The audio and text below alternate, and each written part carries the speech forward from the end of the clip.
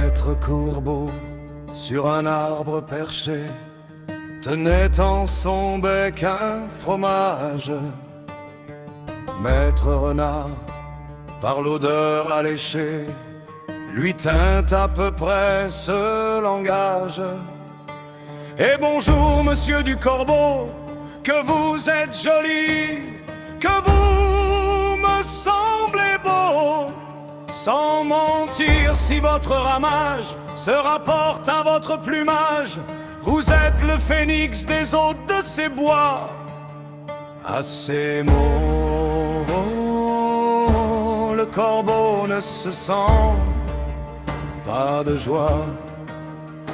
Et pour montrer sa belle voix, il ouvre un large bec, laisse tomber sa proie.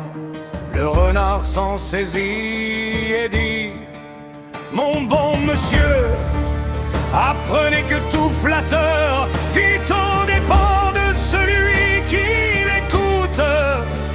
Cette leçon vaut bien un fromage.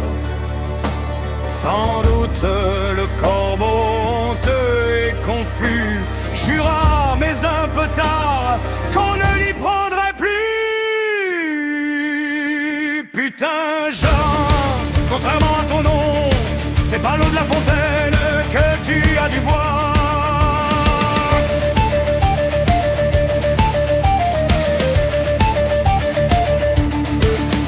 Dans un pré à côté de ces bois, un agneau se désaltérait dans le courant d'une onde pure.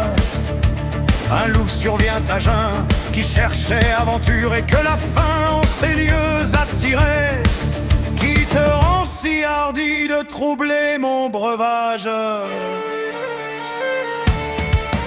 Dites cet animal plein de rage, tu seras châtié de ta témérité.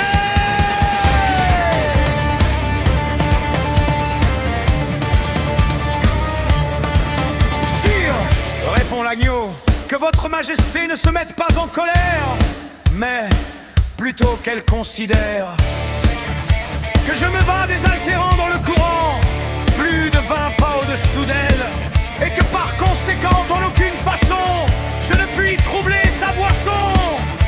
Tu la troubles, reprit cette bête cruelle, et je sais que de moi, tu médis l'an passé.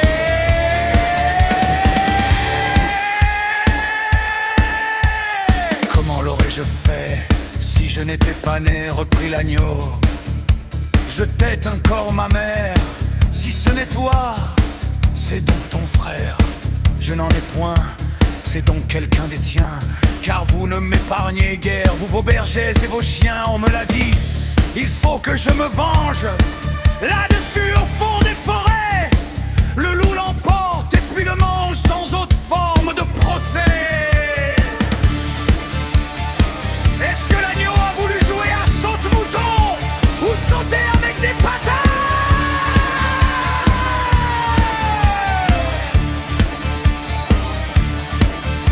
Et pendant que le loup repu fait sa sieste,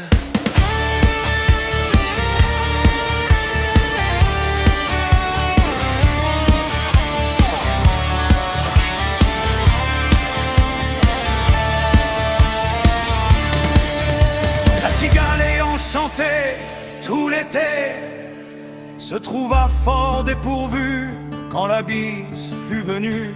Pas un seul petit morceau de mouche ou de vermisseau. Elle alla crier famine chez la fourmi, sa voisine, la priant de lui prêter quelques grains pour subsister. Jusqu'à la saison nouvelle, je vous paierai, lui dit-elle, avant lutte foi d'animal.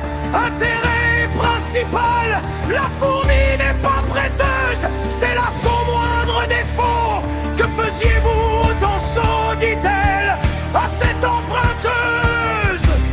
Nuit et jour à tout venant, je sentais, ne vous déplaise, vous sentiez, j'en suis fort aise.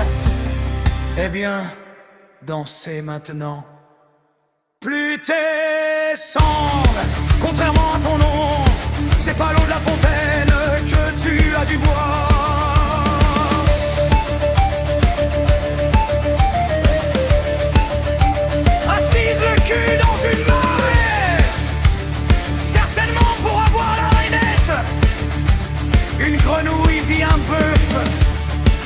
sembla de belle taille.